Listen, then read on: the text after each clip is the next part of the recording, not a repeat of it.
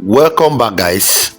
In this particular video, I'm going to be showing you one of the oldest video of Nnamdi Kanu, where he did a revelation on who will become the president of Nigeria in 2023 presidential election, where he accurately predicted that President Tinubu will become the Nigerian next president. And this prediction was done not less than 5 to 6 years, if I'm not making mistake, before 2023 presidential election, right? So the reason I'm bringing this video to you is to encourage your heart, for you to actually know that if the things that Nnamdi Kanu said in the past, they all come to pass one after another, that means that the rest of the things he has said that is yet to come to pass will actually come to pass. And one of the biggest thing he have ever said so far is that Biafra will come. Just pay attention, listen to his voice to the very end, and make sure you share it to everyone around you. Is a message of encouragement, is a message of hope. Listen to what he said about Tinubu's presidency many years before Tinubu was rigged into power. And I, of course, we and our Duduwa people, we have a very great understanding. They know I have a lot of respect for them and regard for their history and what they have managed to accomplish. But there is one aspect of Yoruba people that you cannot reform. They are journalists, they are media. They are horrible. You know me, I speak the truth. Ordinary Yoruba person is great, he's good these days, Duduwa. But their media, their media is horrible. Absolutely horrible, horrendous. And it is because they are afraid of Fulani. Yoruba journalists is afraid of Fulani. Or should I say they are trying to protect their interest because they know that 2023, in every likelihood, they may rig Tinubu into office. But I want to remind them of this, please. Very, very important. Because anytime Yoruba newspaper writes about IPOB or Nnamdi Kanu, my humble self, they will say proscribed, proscribed, proscribed. In other words, some people feel that they have something to gain from Nigeria over and above their well-being, their safety, their honor, and their dignity. I have never seen any Yoruba newspaper campaign for the designation of Miyetti Allah as a terrorist group. None whatsoever.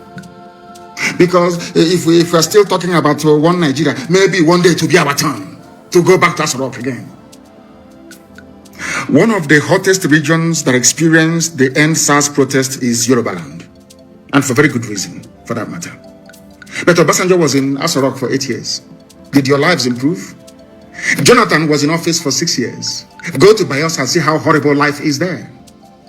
Yaradua was in office. Today, go to Katsina. The late Buhari, and in whose name this present fraud is in Asarok now. Go to Katsina. Are they not kidnapping people? But I keep saying this, that people don't understand it. It's very simple logic.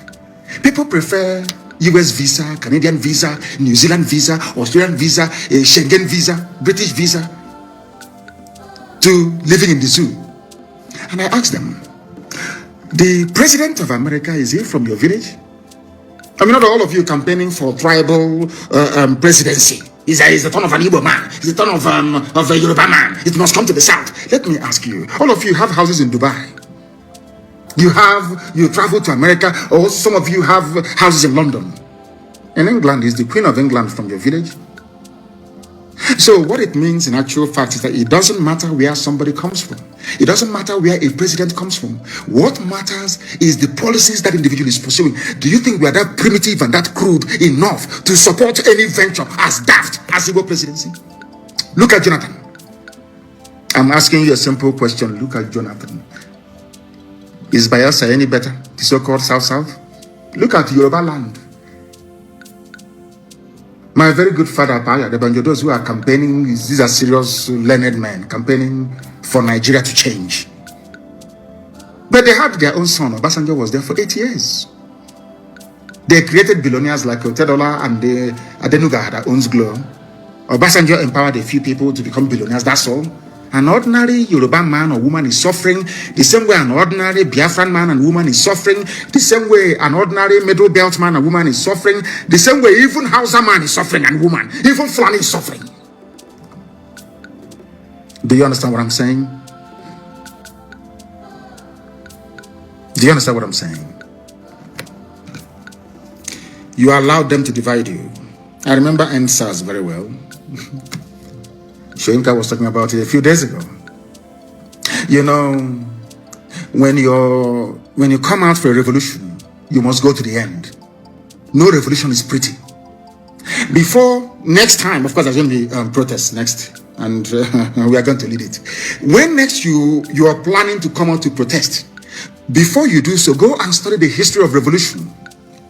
Russian Revolution, French Revolution, the Commonwealth, which is Cromwell's revolution in England, and George Washington's revolution in America.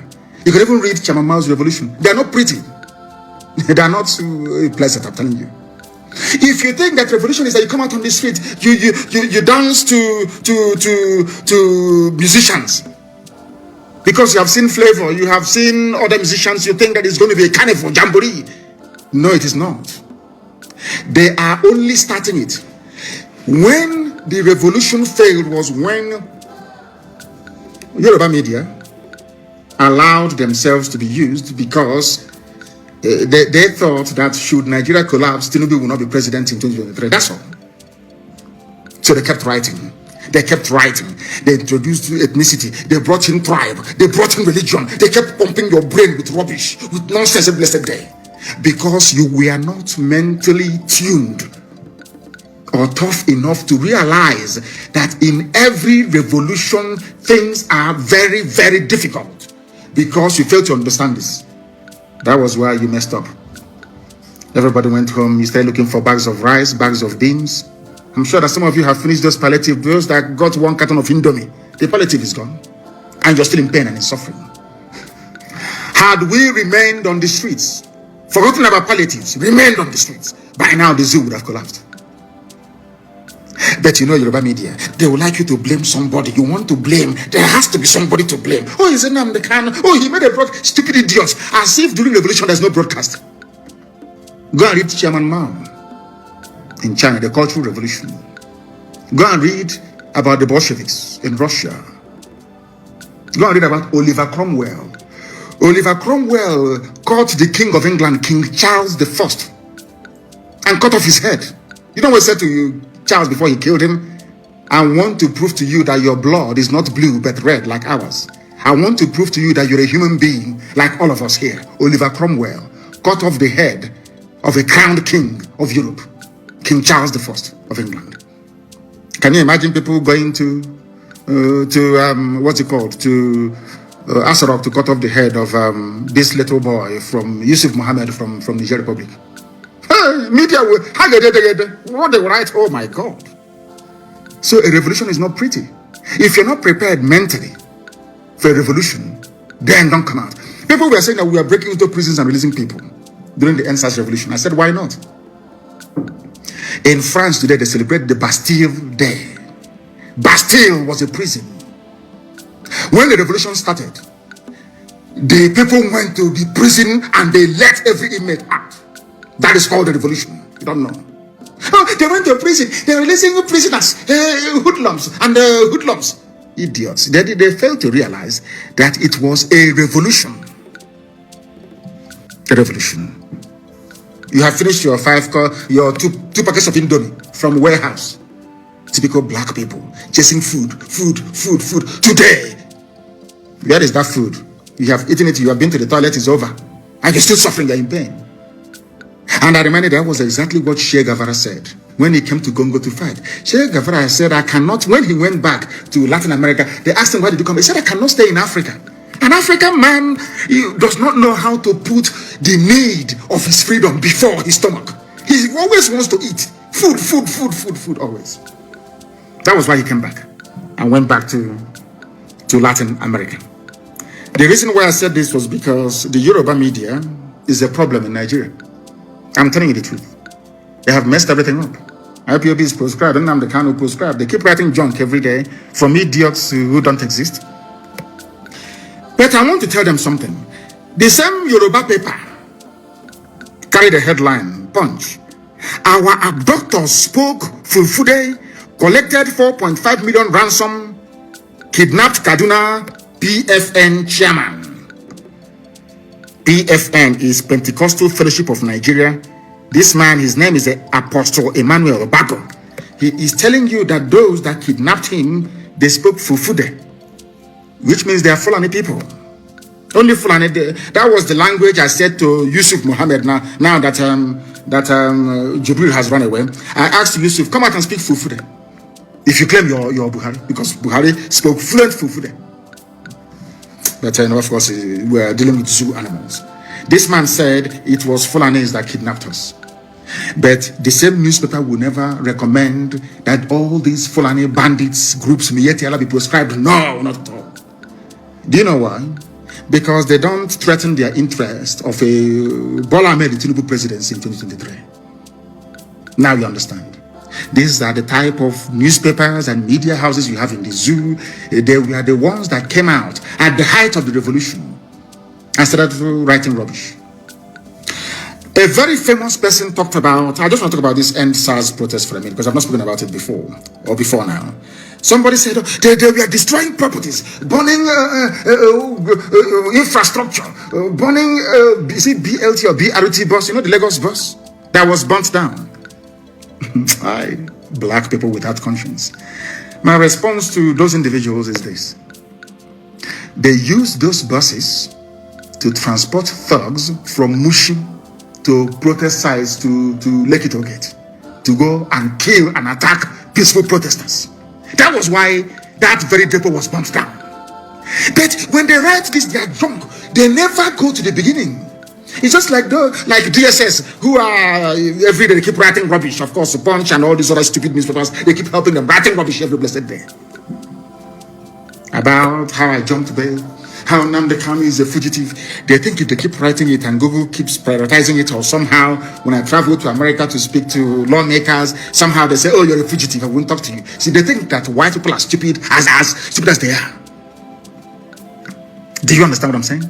They think that white people are as stupid as they are. The same newspapers, they have the video of the raid of my house when the army came to kill me, as a result of which 28 of my men died.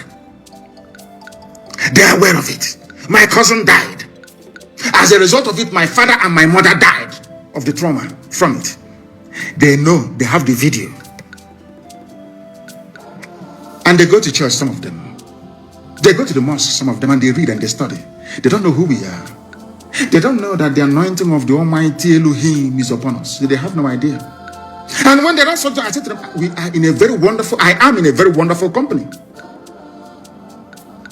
Pharaoh went after Moses. Is that true or false? Herod went after baby Jesus. Joseph and Mary took Jesus to Egypt. They fled to Egypt. Prophet Muhammad fled from Mecca to Medina. So I'm in a very wonderful company, you see. Those with the anointing of God, that is how it is. You come to kill them, you cannot kill them. But the zoo newspapers will never write about it. They want to give the world the impression that I had a court case and I don't want to appear. Nigeria, to tell you the wickedness and the evil of the mind of a black man. Very evil. Very evil. And I don't want to blame DSS for what they are doing. They are doing their job, trying their best to be a propaganda organization. They are doing their best. But I want to let them understand, the newspapers in the zoo, Vanguard, Punch, and all these idiots writing junk all the time, that I am in a very good company. When they talk about those who escaped or who survived the state-sponsored assassination, when you mention Moses, you mention Jesus, you mention Prophet Muhammad, then you mention Nnamdi Kanu. Now you understand it, don't you? Those who are killing and abducting you in Kaduna are Fulani people, according to Apostle Emmanuel Bago. But out of fear and timidity, Yoruba newspapers will not write about or write against Fulani Janjaweedism, because they want a pot of porridge in 2023 with Tinubu presidency. Typical black people. When their wives are pregnant, the editor of Punch newspaper, when the wife is pregnant, she will go to America to go and give birth. And I ask them, in that America you're going to, is Biden that is now coming in a Yoruba man? But in the zoo, Nigeria, you're writing about a Yoruba presidency. It must come to the south. Those morons in the east are writing about Igbo presidency. But your families are in America and all over Europe. Is Boris Johnson from your village? People want a country that is run properly based on policies, not the ethnicity of the idiot in Asok. So very simple. Shagari was a good man.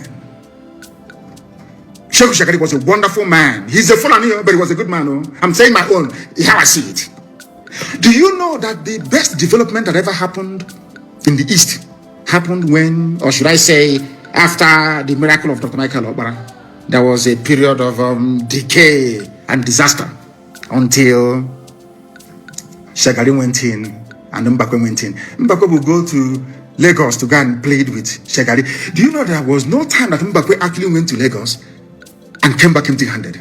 They called him the weeping governor. But anytime he meets Shagari and asks for something, Shagari will always give it to him. Do you see that? Some of you are very small. Iguacha Enugu Expressway was very, very beautiful, I assure you. Shagari built it. Fulani man. Because he had good policies. It didn't matter who was in Asorok or in Dodam Barracks or whatever, the State House or whatever. Rubbish, they called it then. The policies were good. Even when Mbakwe asked us to pay survival levy to build him a state port, everybody did. You can see that Mbakwe was working. It was actually a Yoruba man, the last military administrator of Imo State before Mbakwe took over. It was him that started the Zinachi clay factory. A Yoruba man, a military administrator of Imo State. You know what this man did? This man, they have the same ceramic factory in his village in Yoruba land. I've forgotten his village. But go and Google it. The last military administrator I handed over to Mbakwe. The man said, oh, I have this factory in my village. It's very good. Oh, they use clay. They make bricks. They make roof tiles. They make everything. It's wonderful. Oh, now I am the military governor of Imo State. I want to do something here. The man actually started the project in Ezinachi. A Yoruba man. Yoruba military governor of Imo State. And what am I trying to prove? That it doesn't matter where you come from. The policies you pursue is what matters. A Yoruba man started the very beautiful Ezinachi factory. Mbakwe completed it. And some idiots ruined it. Turned everything upside down. Look at it today. It's moribund. What am I saying? That people must stand up to say the truth. When you see the truth, you must speak it. You know, we are black people. Some of us are very demonic. We are possessed by a demon of greed, envy, hatred, and jealousy. It's in us. We are black people. Nobody can take it away from us. Some people must be envious. They must be jealous. They must have hatred in them. They must be horrible. That is who they are. You can't change them. But what we are preaching this very evening is that no Fulani group has been proscribed. The wretched chattering classes in the zoo, and I asked them which building is good in the zoo in Lagos that was destroyed. They said, oh, Samuel went to show Yusuf Mohammed in Asorok the progress they're making. What buildings do you have? When you go to Dubai, you will bow in shame. What things do you have? I ask you. You have nothing.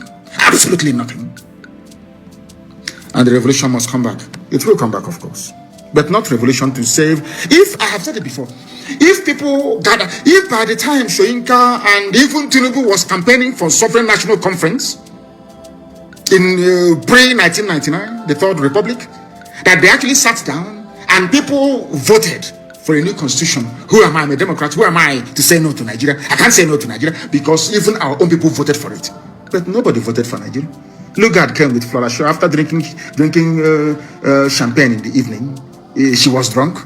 And she said, darling, why don't we call people niggers? They are niggers. It's Nigeria. And they say, Nigeria. And that's your name. And you're not ashamed of yourselves. Very sad indeed. Blind is your G, black.